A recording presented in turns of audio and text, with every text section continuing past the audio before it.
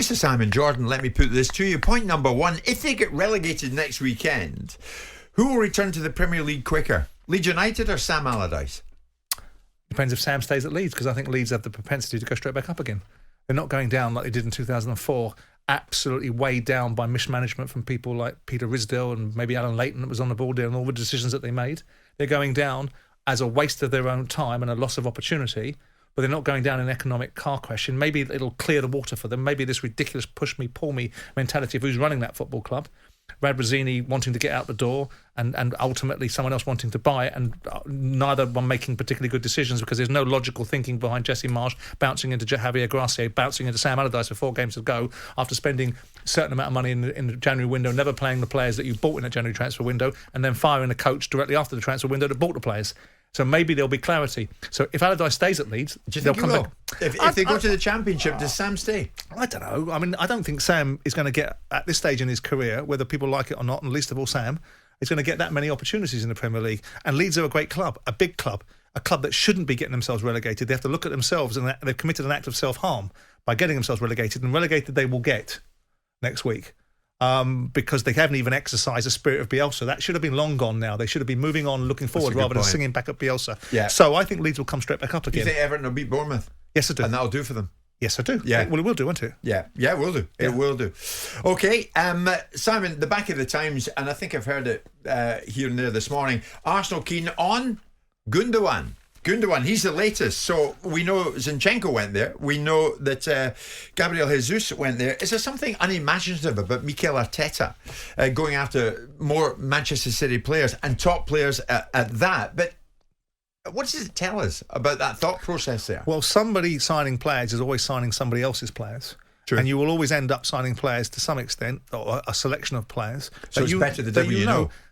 If they're capable, and Gundogan is clearly capable, the fact that Man City will view them surplus to requirements flags a slight level of concern for me.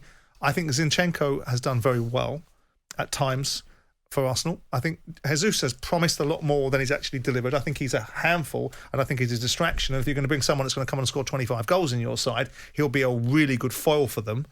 I'm not sure is the answer to this question. I maintain Arsenal have got to do quite a lot to stand still. And that means that what we've seen this year is they don't have a squad capable of competing at the top of the division when they've got themselves there, because the moment they lose Saliba, the moment they lose certain players at the top end of the pitch, they lose that potency. With all due respect to Eddie Nketiah, wasn't there when Jesus wasn't playing, and albeit I've just made the observation that he doesn't score enough, he scores even less, or creates less of a threat for others to profit from. And defensively, with all due respect to those that stepped in, they weren't good enough. So Arsenal have got quite a lot to do. And now it's interesting that they're being indexed to Declan Rice and that there's discussions going on at Arsenal whether they're going to meet them, because I think Arsenal have got to spend north of £200 million to stay where they are now. And I don't mean second, I mean inside the top 4. Do you think they're, Kroenke and the rest are of a mood to spend that kind of money? Depends. Well, look, I've made the observation that, not that I've ever been anywhere near being a billionaire, but Stan Kroenke, in football terms, seems to be the most comfortable billionaire with mediocrity in Arsenal's period before he suddenly woke up after the European Super League and said, hang on a second, I'll maybe get this going again. It's starting to cost me money.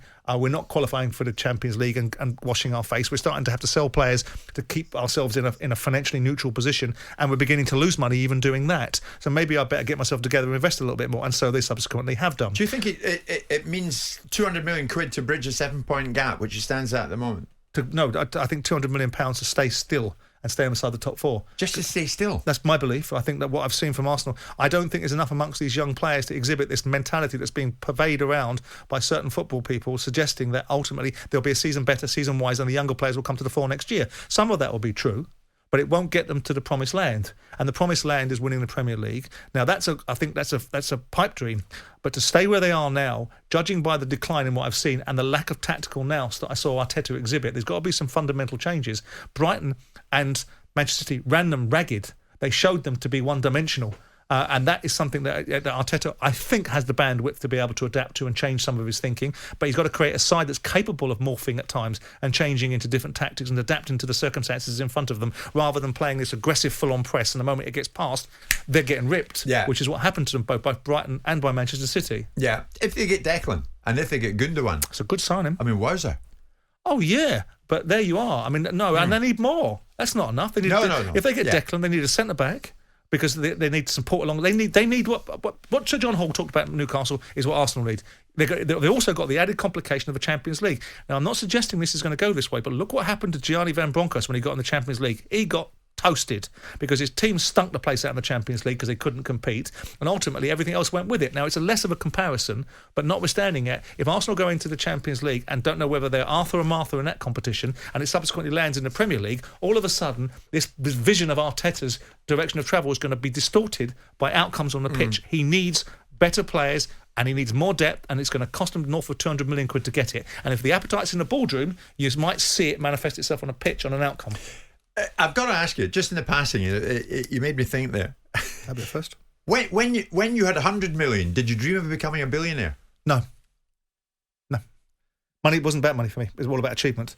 So for me, money was. I always said to players when they were playing for me, they were going to be like Wayne Routledge wanted to go to Spurs, and I said to him, "Listen, learn your trade. If you want to be successful, learn your trade here, because there's no paupers in football. The only people that paupers in football are silly fools like me that go and write checks out for guys like you. Learn your trade, or you'll become a success."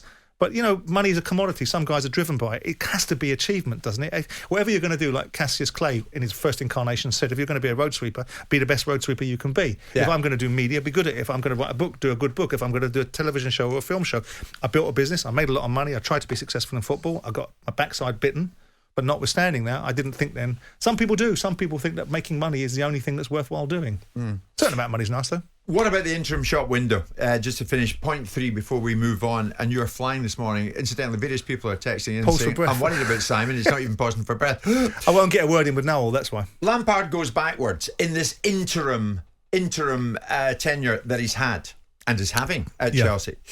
But has Ryan Mason at Tottenham shown anything to put himself in the shop window for a full-time managerial role? Maybe not there, but somewhere else.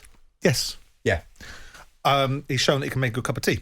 No, that's not fair. What he's shown... You can't say that. You can't say yes and then say that. I can. But what he's shown is that Levy, not that he comes with much credibility right now for Tottenham fans, he keeps on turning to Ryan Mason to pick up the pieces and hold it together and keep the ship sailing in some form of a direction. It may be, port out, starboard home.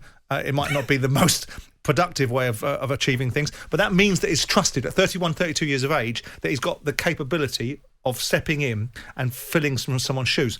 On the pitch stuff, well, I'm sorry, I maintain that the Tottenham players got themselves together at half-time and decided they were going to give Man United a game. And after that, what they won? What have they won? They've won one game. They beat Palace. That was it. That's the only game they've won. Other than that, they've been beaten by Brentford on Saturday when they were just diabolical. Where's the half-time talk that Martin Keown and you were alluding to there? The half-time talk that affected the outcome. Well, the outcome that he said, he should have stayed with the kettle-making bit. The bottom line is that Ryan Mason has shown that he has the personality and the wherewithal to be trusted with a Premier League football club, which means there's no reason, if his coaching and on-the-grass stuff is decent, why he couldn't go down the pyramid and manage. But not today, not tomorrow, and not in the foreseeable future. But has he had a better interim window than Frank Lampard? Different circumstances. Chelsea have got this embarrassing thing on their back of £600 million of players, a team that's so dramatically underachieving, so ridiculously underachieving. Everything at Chelsea is wrong. There's been a selection of things wrong at Tottenham. There's nothing right at Chelsea right now. They've got nothing right. Yeah. So with that in mind, but Frank Lampard didn't destroy his reputation by going in and trying to fix the car crash that was Todd Bowley and Graham Potter's to visit on him. He did that himself by the job he did at Everton. Sure. And we still await an official announcement that Mauricio Pochettino is taking over at Chelsea. Simon, I thank you. Jim White and Simon Jordan. Monday to Friday mornings from 10 on AM, on DAB, via the talkSPORT app and on your smart speaker. talkSPORT.